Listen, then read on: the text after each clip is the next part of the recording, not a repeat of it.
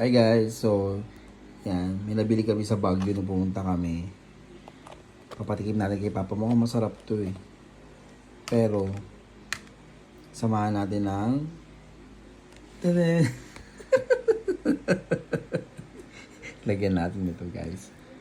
So, medyo anghangan natin yung crinkles niya. Paminta flavor. Shit, ang dami.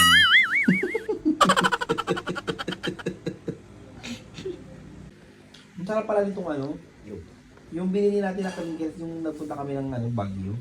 Ay, yung matamis. Tikman mo. Ito. Teka lang, huwag mo nang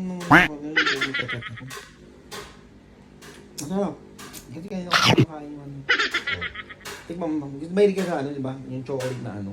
Oo. Ano?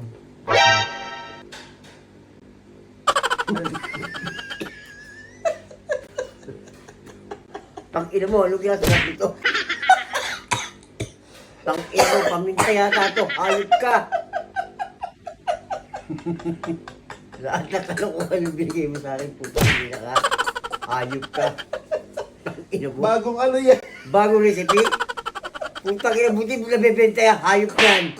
Tang-ina ka. Ano lang? Tingnan mo. Paminta! Hindi, ito naman to. Hindi yan paminta. Ano no? Tikman mo, tikman mo. Hindi na, ayoko na. Pamay sipon ka. Ano? Na? Pamay sipon ka. Ano? Na? Tangina mo. Lasa. Tang-ina mo, hindi na masarap. Gago ka eh. Mainit. Maanghang. Oo. Ayun yung bagong, ewan ko, ayun nakalagay, oh, ila mo, oh. Kasi ba't ano, paminta naman talaga, paminta flavor yan, oh. Crinkles na ano. O, tingnan mo nga, ikaw. Ano? Ikaw.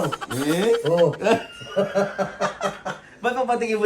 Pang-ina mo sa akin magnatigin, tapos ikaw hindi ka titigil. Tingin mo ako kanina maanghang. Oo, ano naman pala eh. Putang ina sa akin.